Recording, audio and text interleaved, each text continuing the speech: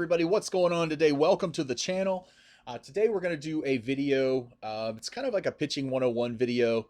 Going to break down exactly how you can pick the best pitchers that are going to be the most successful for you on your team in Diamond Dynasty, and how you can be the most effective with those types of pitchers against your opponents. So you guys, as always, do me a favor, make sure to smash that like button, subscribe to the channel, subscribe, and let's get right to it. Okay, so the first thing that I want to go over with you guys is how to know if you have the right types of pitchers for you. Okay, so what I like to do with pitchers that I have on my squad, and whether it's starting pitchers or bullpen pitchers, um, and I always recommend doing this, is take them offline for at least a few games, even if you're just going into practice mode or conquest or something like that, and get a feel for exactly how they throw. For me personally, because I'm a pulse pitcher, and this will be the same for anybody, no matter what type of pulse or what type of pitching interface you're using. Uh, for me, I like to get a feel for, when I aim a pitch, where the actual pitch is going to land. With some pitchers, it lands a little bit higher than where you aim. And it seems like it does about 75% of the time. With others, it's a little bit to the left, with others a little bit to the right, and some of them it's a little bit down. So you just kind of like to get a feel for exactly how your pitchers are going to be throwing throughout a game. But that's the big thing, and it's how to know if you have the right types of pitchers for you. Okay, there are certain pitches in particular that I like to throw in the game. The sinker being one of my favorite pitches. It's probably my favorite type of fastball. I do like righties when righties have a slider. Actually, for anybody's, they like it better when I'm not a guy who's too concerned about a curveball unless it's just an absolute nasty curveball. Changeups are great. Splitters are great. Cutters are the pitch of the game this year. A cutter can be more effective than any other possibly have this year going. So every year it seems like there's one pitch in particular that is just an unstoppable style or type of pitch. And this year for sure it is the cutter. Last year I think was the splitter. And then the year before that was pretty much the sinker. So that's what you kind of wanted on all your pitches or all your pitchers. But as many pitchers as you can get the cutter with in this year is going to be the best way to go for you. But make sure you feel comfortable with your pitchers. It is very important to go into a game. You know, you don't want to see that pitcher get selected as your starting pitcher, and then as you go into the game, be like, oh man, I was hoping it was like anybody but that guy. Ideally, you want to get to the point where you have nobody that you're upset about seeing as your starting pitcher going into a game. Okay, so that's how to know really if you've got the right types of pitchers for you. The second thing I want to go over is how to keep three in your bullpen, at least three of each of the two types of bullpen pitchers that you can use most effectively to pitch great late in games. I know that may sound a little bit confusing, but in my eyes, we're just going to keep it simple. There are two types of pitchers that you want for your bullpen. All right. You've got throwers and you've got junk pitchers. And if you're lucky enough to have one that is a flamethrower that throws insanely awesome junk, then that's awesome, and that'll cancel out both spots, and you've got like an extra kind of type of pitcher that you want there. Because typically what you'll notice is, as you're playing an opponent online, usually by the second or third inning, you'll know this.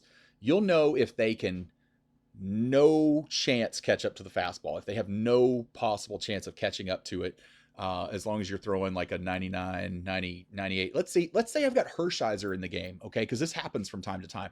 Hershiser's sinker and fastball are only like 92 to 94-ish around there. But you've got a guy who cannot catch up to it the entire game. Well, when you go to the bullpen for that game, if Hershiser's unable to make a complete game start out of it, when you have to go to the bullpen, what you want to do is you want to make sure you're going to those flamethrowers out of the bullpen, because clearly the guy's showing you that he cannot catch up to really hard velo pitches throughout the rest of the game. So you want to make sure that you're just keeping the pedal down. In other words, putting the foot on the throat, and is a really horrible maybe way to say it, but don't let up on your opponent. You want to win. So we all know how this game can turn around in an instant, and you can give up a handful of runs really if you're not on top of things. So if Hershiser's pitching and the guy's having a hard time catching up to that, then I'm going to stick to Billy Wagner, Goose, Chapman, and even Kenley Jansen. Those are going to be the ones that I'm pretty dead set on going with there.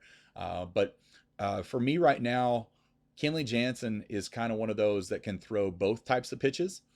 He can throw the super hard fastballs, cutter, sinker, and fastball both at 96, getting up to around 97, 98 possibly, with the occasional 99 on a cutter or fastball. And then his changeup and slider are just disgusting, man. Like nobody's looking for those, and they've been swinging really early on those and not having much luck. So I've got a 1.45 ERA with him in 43 innings pitched, so pretty darn good right there. Most of that's online. Chapman is obviously going to be a flamethrower type pitcher. He's one that you can go with the changeup and slider quite often. I actually do because I'm fastballs when he comes in the game. So you just kind of have to play that one by ear a little bit. Trevor Hoffman is not a flamethrower pitcher that you would consider, but he is an awesome dunk pitcher, most notably by his circle change being the number one pitch that he has up there as his primary pitch. But his slider is really good. His cutter's good. I don't throw his curveball very much. I'm not a big curveball fan in the game this year. A lot of times I end up hanging those curveballs a little bit too much over the zone and giving up a big hit. So not for me. But Rich Gossage, Goose here is another flamethrower pitcher who actually has really good off-speed pitches as well. That slurve and the changeup are really good. So he's kind of a in between of those two styles of pitchers. Billy Wagner is going to be a flamethrower one, but he's got the good junk as well. And then Bruce Sutter is going to be a junk pitcher. Primarily, that first pitch is going to be the splitter. That thing is nasty. So I recommend this pitcher for anybody who can get him out there. But his fastball will throw people off quite a bit because it looks a lot faster when you've been throwing 75% sliders to somebody. Then you come in with a fastball, you've got a good chance of blowing it right by them. And then Felipe Vasquez is a good one, another good lefty. You guys know, I keep the Ryan Ferreira bend in there just to be kind of funny sometimes. With the knuckleball. And his knuckleball throws like 58, 59 miles an hour. It doesn't go up to 75 like it shows, so he is a little bit of a glitch. But is what it is, whatever. And but those are the types of pitchers that you really want to maintain. You want to there's two different types of pitchers. You can keep at least 3 of each is what I like to do. So my junk pitchers that I go to are going to be the Bruce Sutter, the Trevor Hoffman, and I actually consider Kenley Jansen in that, even though he does throw hard, because the slider and the changeup are going to be his two junk type pitches that are really effective. And then my 3 big flamethrowers are going to be Chapman, Gossage, and Wagner. And then use that other slot for somebody that you just happen to feel comfortable with. Doesn't matter who or what type of pitcher they are. Just somebody that you feel most comfortable with and you pitch effective with. So that's my advice for that. All right. 3, make sure that you have a comfortable strikeout pitch with each pitcher you use. This is going to be a true fact for bullpen and starting pitcher slots. Okay. Make sure that your has one for you. I had the Dynasty card early in the game, a month and a half out. I like the card. I think it's a good card, a very effective motion and everything with the way he throws. But unfortunately for me, I didn't have what I felt was a very comfortable strikeout pitch. Now his slider is nasty. It really is. But for me, it just wasn't getting the strikeouts against him. So I sold him and replaced him with some other people. So you just got to find which one works best for you. I like to use as a strikeout pitch quite often the slider or a changeup. The only pitcher that I use the curveball with really as and I will say Bob Gibson's curveball is pretty good, but the main pitcher that I use the curveball with is going to be Oral Hershiser. His curveball is really nasty and quite slower than all his other pitches and comes in the way it does. So with a big looping, kind of like Clayton Kershaw's curveball, but I'm finding a lot more people hitting Clayton Kershaw's curveball lately. So been dropping off of that one a little bit. For Bumgarner, the cutter is a very effective strikeout pitch for me, and his changeup as well. And then for Oswald, I'm still getting used to using Oswald. His curveball is pretty nice. The slider's decent, but his fastball is actually really good strikeout pitch. If you guys are using the 99 Nolan Ryan also, which I have as well, that changeup is going to be your most effective strikeout pitch for him a lot of times, unless you're facing a guy who just can't catch up to a fastball. And like we talked about earlier, those are the guys you want to try to blow those by. But for relievers, like Bruce Sutter, the splitter is going to be the most effective strikeout pitch for him. The slider is actually pretty good too. For Wagner, fastball or changeup. I do like his curveball from time to time as well. He gets pretty good looping break on it, so it's pretty nice. For Gossage, it's the slurve for me, hands down all the way. For Hoffman, it's going to be that circle change or the fastball that they're not expecting sometimes. If you fooled them with enough off-speed pitches, you can blow that fastball by them, kind of like with Suter and the splitter. For Chapman, it's the fastball or the changeup. And for Jansen, man, honestly, most of his pitches are strikeout pitches for me so far. So he's been very effective. The cutter with that kind of pitch speed on it has been awesome. But the slider is probably my number one choice for an effective strikeout pitch. I don't like throwing to lefties with the right-handed pitcher just because of the fact that you could hang one on that inside lower part of the plate and they could rock it pretty good against you. But so you do have to be very, very careful and make sure that your accuracy is on par if you're throwing that one. But also the fourth thing, and this is really the last thing, it's a big one. Always identify the 3 best pitches that you have with each pitcher. Nail down the exact location of those pitches and the best location that pitcher works for you and is most effective.